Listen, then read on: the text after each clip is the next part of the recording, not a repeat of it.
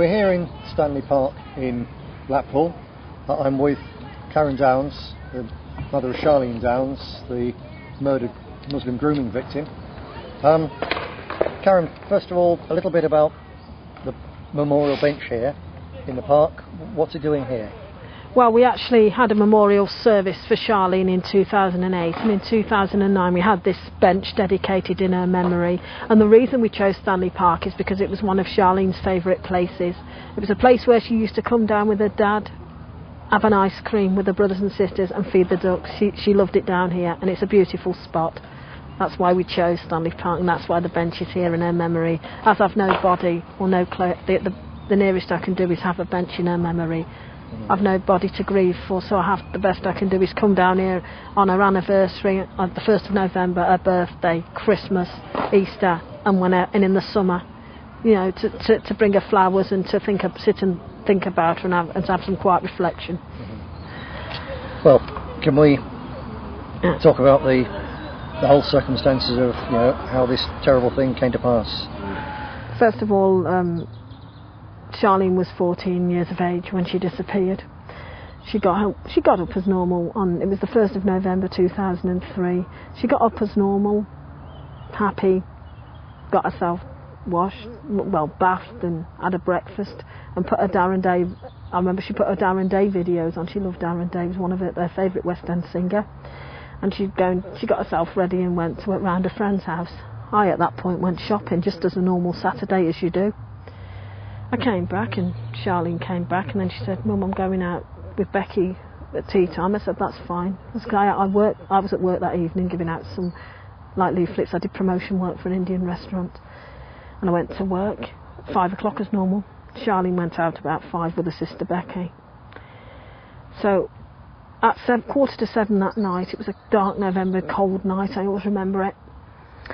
I saw her across the road in Church Street, and she came across the road with Becky.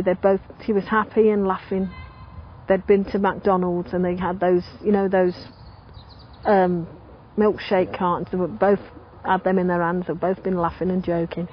She came across and she says, "Hello, Mum," and they shout, "Mum, hiya, Mum." I went, "Hello, girls, you all right?" I said, "What are you up to?" I said, "What are you doing now?" Becky said, "Well, I'm going home now." And Charlene said, "Well, I want to meet Natalie." She'd made arrangements to meet Natalie and Natasha off the number 2 bus in Church Street. I said, "OK then." I said, "But if you're going to meet them, I don't want you late home." I said, "You make sure you're in by 10 o'clock. I said, you behave yourself." She said, "I'll be fine, Mum." So she waited with me till from 2:45 to 7 o'clock. Becky went off. The bus came. Natalie and Natasha got off the bus. She went all happily running to them, and they got off with her, and they came up and stood with me. She said, "I'm going now, Mum." She said, I'll see you later." I said, "Well, don't be late home now, will you?" She said, "I won't. 10 o'clock. I said, "No, I know later than that." She said, "I'll be home," she said, Mum, and she was laughing and joking, and she gave me a big kiss and a big smile. She had a beautiful smile. And then she went off down the road with her friends, waving and laughing, and I'll see you tomorrow. I'll see you tonight, Mum. But she never came home. She never came home that night. I got home at 10 o'clock, and my husband Rob said, "Charlene's not in." And I said, "Charlene's not in? Is she not? Where is she? She's not home." And he went, No. I said, "Oh my God, where can she be?" Because I said, she always come. If she wasn't coming home, then she was down. She'd let me know all the time. She'd phone me on a mobile. I said, "Well, something up." I said, "She always comes home. What's going on?"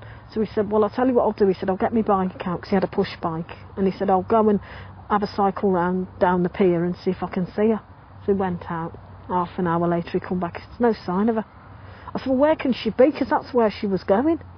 So, as far as I know, that's where she was going. I said, "Where can she be?" He said, "Well, she could be at Nata." He said, "Well, I'll tell you what," he said, "let's just not worry tonight too much." I said, "Well, I want to know where she is."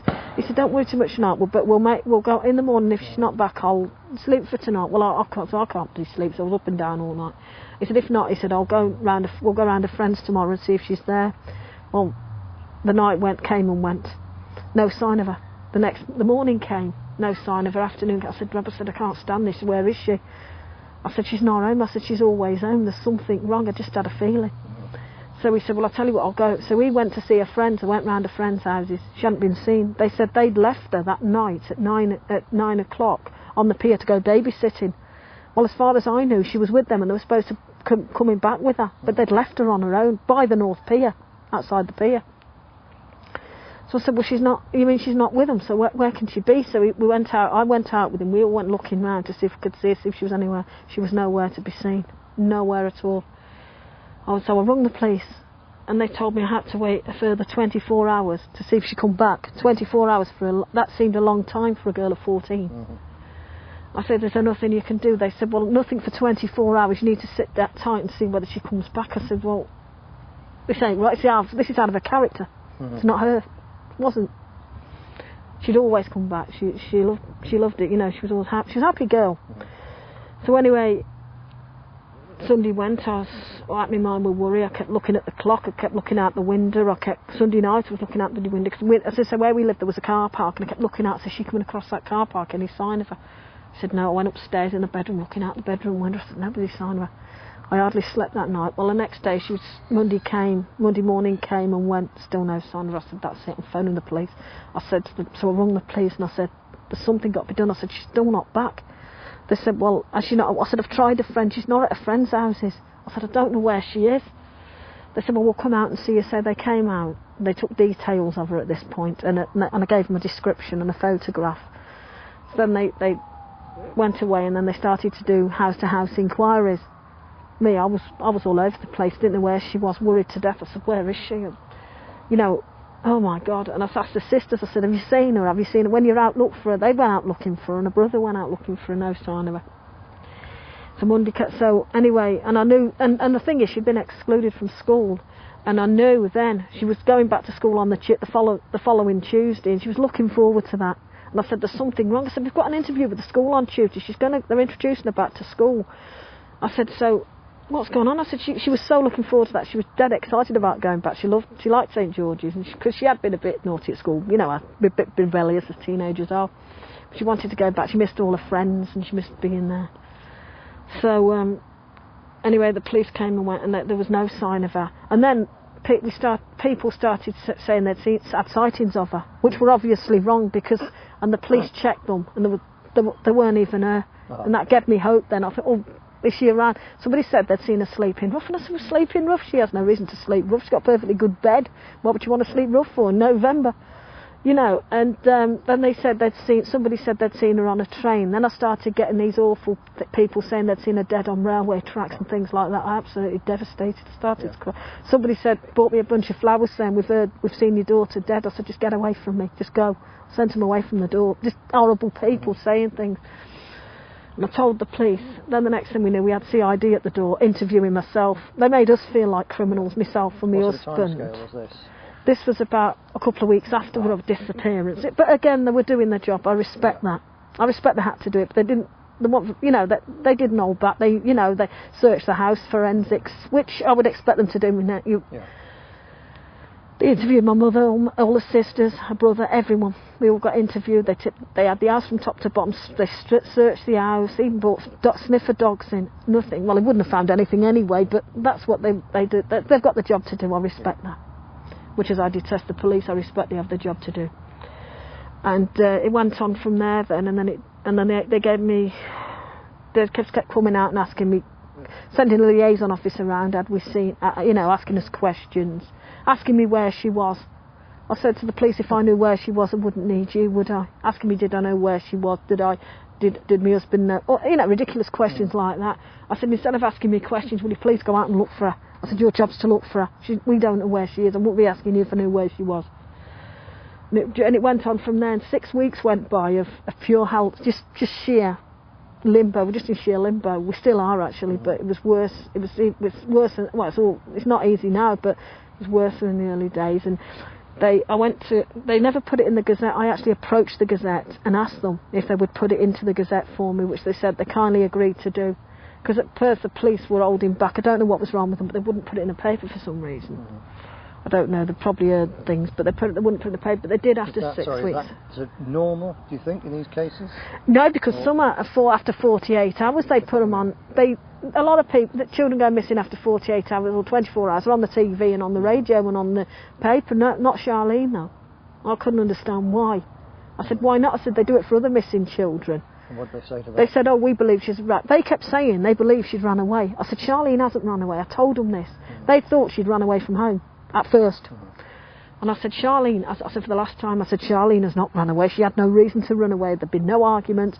There'd been nothing. You know, she wasn't unhappy. She was looking forward to going back to school. Had there been a reason for them to think that, then yes. I mean, obviously, they have their job to do. I respect that. But to say she'd run away, I said, no way. No way. No way she ran away from home. She was happy. Yeah. Children were happy. Like, I don't run away from home. Didn't make sense. So what happened then as the months went on? Well, as the months progressed, they kept sending, liaison officers kept coming round, asking us, had we heard anything, had we seen anything. I said, if I'd seen anything, I would tell you. Questions like that, taking us down the police station, questioning her dad. They had her dad down there for 9 hours, accusing him of all sorts, and he hadn't done any. You know how they do it. But again, they've got the job to do, I respect that. And the parents, they always target first anyway, excuse me.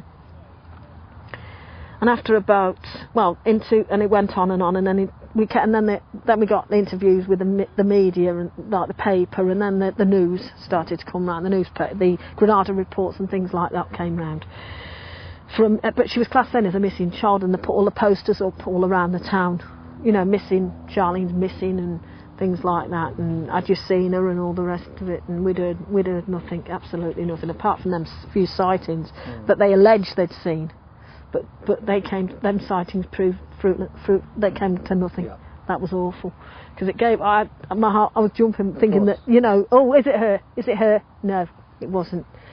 You know, and then in 2006, there was superintendent on at the case at the time.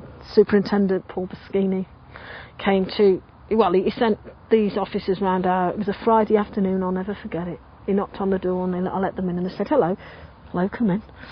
Have you had some news?" And they said, Mr. Boschini wants to see you on Tuesday at 11 o'clock, the following Tuesday. I said, okay. He said, we've had some significant developments. I said, have you found her? First thing I said, have you found her? They said, we can't tell you that. Mr. Boschini needs to speak to you. And of course, that was it. Left me all weekend wondering what was going on. Tuesday morning came, they picked us up, took us down there, and he sat us down. And there was me, my mum, and my husband at the time. They sat us down, and he said, I've got you down here. He said, I've got some news, terrible news for you. I said, what news? He gave us a brew. I'll never forget it. I was drinking a cup of coffee at the time. He said, we believe Charlene's been murdered. I literally dropped the coffee into my lap. I went, what? Murdered? What do you mean murdered? Where is she? Where's her body? Where is she? If she's been murdered, where is she? Why have you not told me? I literally dropped my coffee into my lap. And I didn't even, it was scalding hot, and I didn't even feel it. You know what I mean? And he said, we're 99.9% certain that she's been murdered. They said, actually his words. 99.9%. Yeah, they were his words. I will never forget those words as long as I live. And he said, we're actually going today to arrest the people concerned. They were going out that morning to arrest them. So I just sat there gobsmacked. I was just in limbo. I didn't know what to think. I didn't believe it at first, to want the truth. I said, it can't be true, because nobody, you know, not before I knew what had gone on. Nobody went, oh my God. So I just left there, and I just went home speechless. I was numb. I just didn't know what to think. I didn't know whether I couldn't cry at the time, because I just didn't know what to do. I froze. You know what I mean? I was freezing. I hadn't been in half an hour, and the radio were knocking on the door. I said, for God's sake, will you give me a break? You know, I didn't mind, but I'd only just got home. I said, please, I'm not ready for that. I spoke to him, but I said, just give me half an hour to gather my thoughts. I don't believe this has happened. I didn't believe it, I'll be honest. And I just burst into tears. I had all friends come. My friends came round to support me. My family, my girls were in tears. They had to tell the sisters. My mum. But I think deep down, I really at that time didn't want to believe it. I didn't want to believe it. That night, 9:15 that night, the superintendent came round to tell us that they'd charged these two individuals, one with murder and one with disposing of a body. I said, well, what? And then it went all over the papers. It's blasted all over the front cover of the Gazette, in posters up and everything. And then they said they were doing fixing a trial date for us for the following. It was between May and August 2007, a 3 month. It was 11 weeks trial. It was awful. And through that time, I just always prayed to God that the police were wrong. I prayed. I said, I know what you're saying, but I still pray. I'm praying you've got it wrong. Now I know they haven't got it wrong, but at that time, I didn't want to believe that. At what time did you actually find out what the police were saying had happened? Was it actually in court, or did they tell you before? Well, no, they didn't actually tell me. They said it would all come out in court. How I know, Rob's sister, who was living in Birmingham at the time, got a Metro paper. You know the Metro? Don't know if you know about the Metro paper. She rung Rob up crying. And she said, I need to tell you something. And he said, whatever's the matter? She said, are you sitting down? She said, have you got the Metro? I went, no. She said, have you read what's in it? Charlene's body has been cut up into kebabs. Well, I tell you what, I went, what? So what? The police had told the press that before they told you? Yeah. They'd let that leak to the press before I even knew about that. That is unbelievable. I didn't even know. When I approached the police, I asked the police, I rung the police up, I said, what's this I've been hearing? Yeah. I said, why do I not know about it? They said, oh, don't believe everything they put in the local rag, don't believe everything they tell you. Well, much to my shock and horror, when I heard it in court, it left no doubt. Oh my God. And I said, oh my God. And again, I didn't know what to believe. I was just numb, and people were saying to me, people had seen the paper and didn't want to show it me, but she sent it to me. I wanted to know, I needed to know. I said, I need to know about this. I said, oh my God, why have we not known about this? I said, you've known this all the time. Oh, it'll come out in court. I even got onto the Metro and they said that that would come out in court when we went to court the following year. And it did. And we went to court in the May. And I was giving evidence, so I couldn't go in the first time, for the first few days. My mother went in, my husband went in, and the girls and my son went in.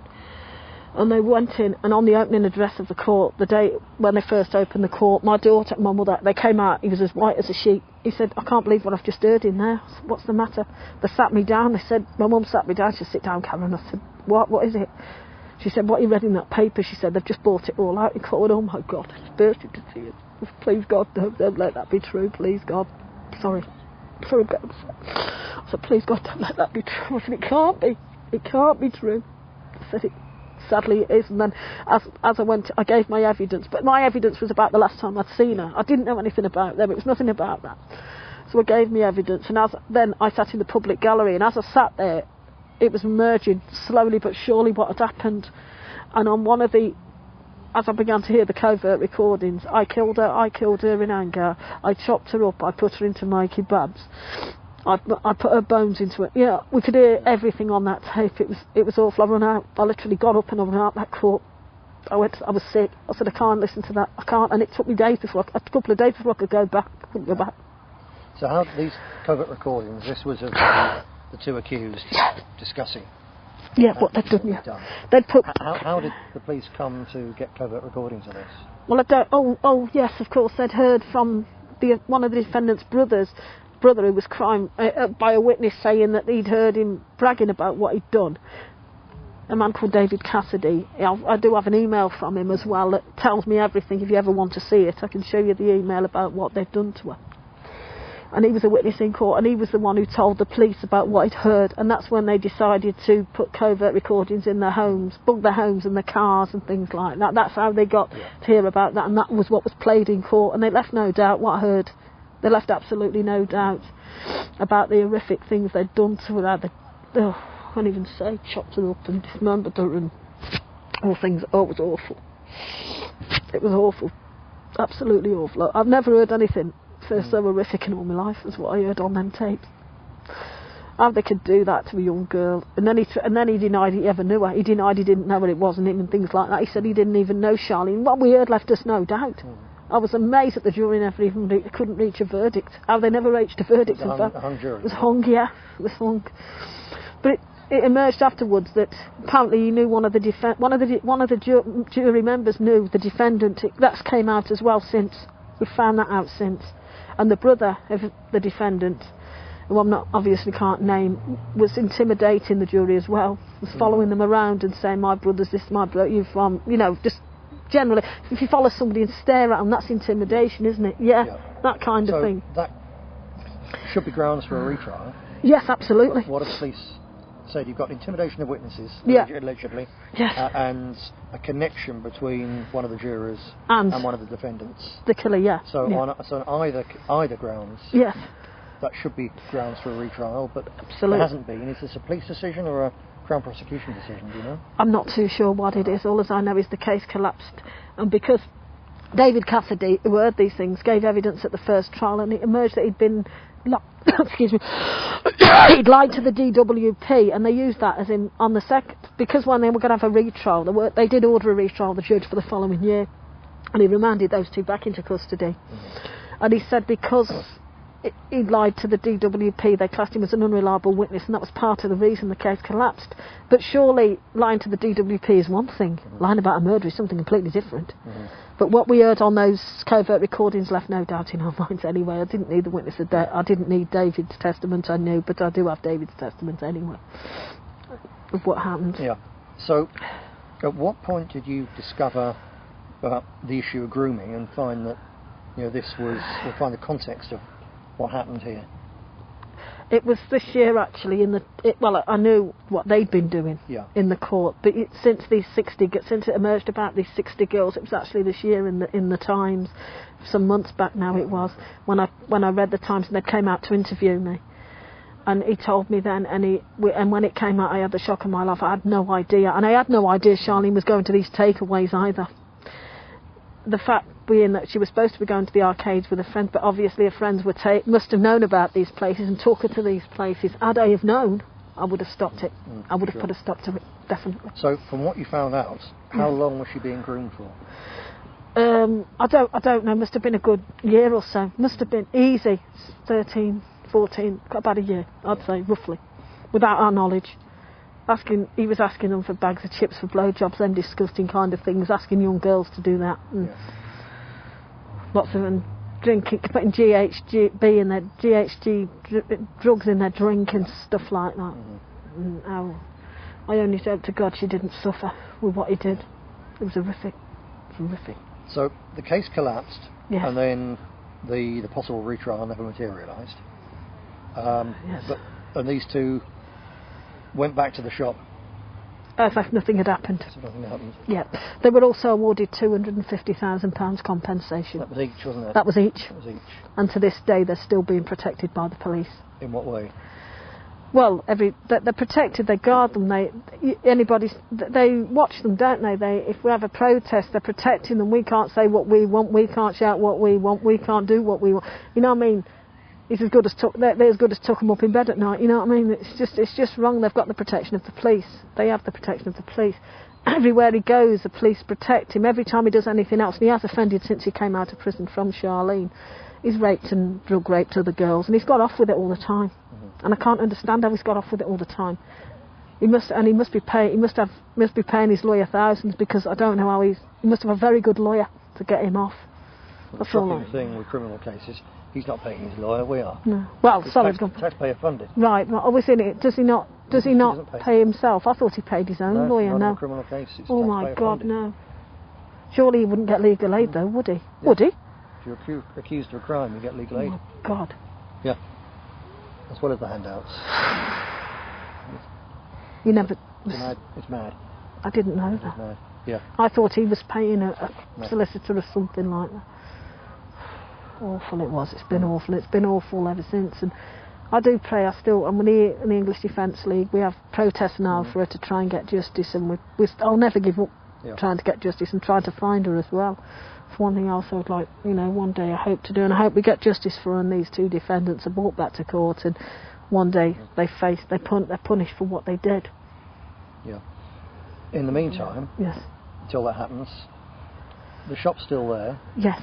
Now, I heard that there was another case involving at least one of the defendants, where again he was grooming and drinking drugs to young girls. Yeah. But he walked free from that case. Yeah, he walked free. He's walked free from that case. He's headbutted girls. He's walked free from a couple of rape charges as well since then. He always seems to walk free. I don't know why, but he does.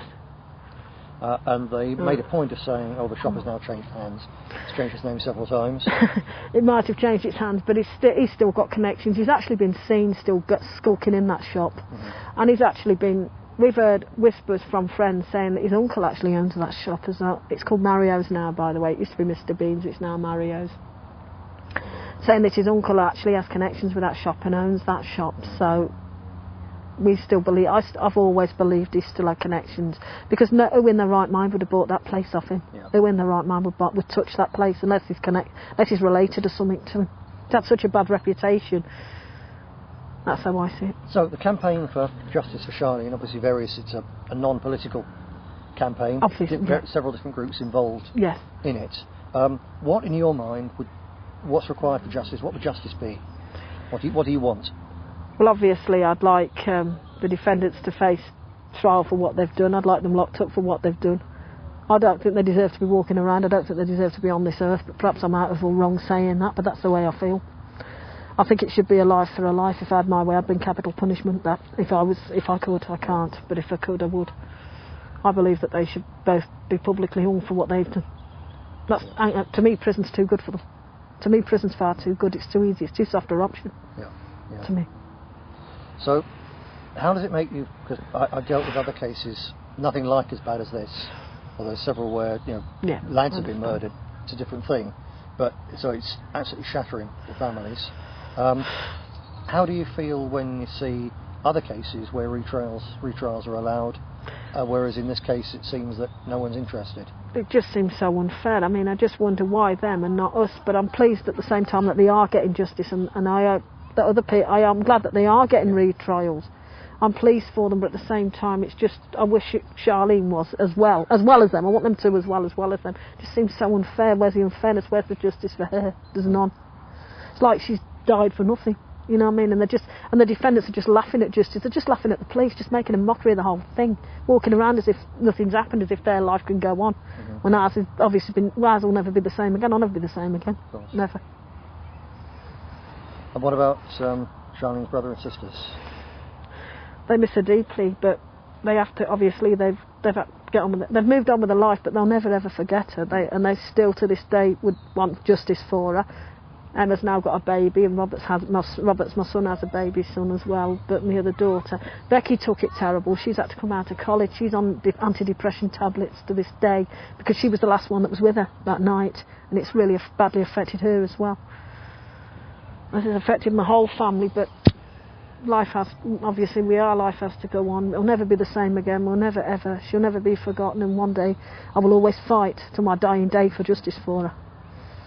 Of course, it's what happened to Charlene. It's a terrible sort of pinnacle of a huge iceberg of this abuse of girls by Muslim gangs. I regard it as in a way, it's very unfair. You might find it strange to say this. It's very unfair on the Muslim community that the powers that be let the bad ones get away with it, and that way, because they don't all do it. They don't all support it. No, there's good and bad in everyone. I respect that. It makes everyone think. Yeah.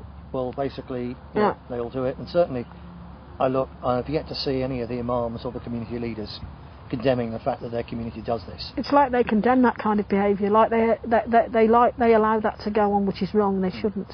We would never condone it. They'd never get away with it here. It is Islamic. It's Quranic. It's not a racial. It's not a racial thing. Christian Pakistanis don't do it. No. Sikhs don't do it. Nobody West else Indians does it. don't do it. No one else does it. No, only them. It's part of this absolutely community. awful. Yeah. Awful. It should never be allowed. It's barbaric. It should be stopped. It needs stopping. Yeah. Whether they ever will, but it needs stopping. They need to change their rules and change their laws, whatever it is they need to do. But they definitely can't go on. Yeah. Well, I was arrested and put on trial twice, and the moment the jury couldn't reach a verdict, the Crown Prosecution Service immediately announced they were going to have a retrial before we even left the court for talking about this issue. You're right, though. When was this? This was 2005. Right. In the general election, I talked about this issue, and I was put on trial then. That's awful. And the police this is West Yorkshire, the BBC spent hundreds of thousands of pounds trying to jail me about it instead of doing something about it. Why doesn't he do something about the problem? Yeah, exactly. As far as I can see it, it goes back a long way. Where a gang of alleged groom was arrested in Telford not long ago. Then the police have said, well, this was going on in the 1990s. So actually, it's something which goes back since before Charlene was born. Yeah. The authorities knew there was this problem. It's as though they cover it up and don't do anything about it. I read them leaflets about that. It's disgraceful. Yeah. This is a British country. They shouldn't allow this in Britain. Is this one reason why you're prepared to stand up and talk about it publicly? Absolutely. To raise the issue? Absolutely. I would raise it anywhere I could. So that other families don't go through Yes, I would never ever want any family to go through this ever again, or any young girl to ever suffer the same fate as Charlene ever. And I would urge anybody, any family, to always, be careful, and for girls to be on the guard from these not to go near these takeaway owners, not to go near these people. And if they know the children are doing it, if they ever did know, put a stop to it, don't allow it. And they should definitely do something about it in this country. They should. Just shut them all down, send them home, do whatever, but definitely not allow it. Definitely not. There's not even something that you come across recently. There's not even a specific crime of on-street grooming, like cover takeaways and so on. So this means that we've been to ask the police how many cases are going on in each area, what's the ethnic breakdown of the victims and the perpetrators and so on. And the police genuinely can't give an answer because in some places they class it as abduction, sex by force, all sorts of different things.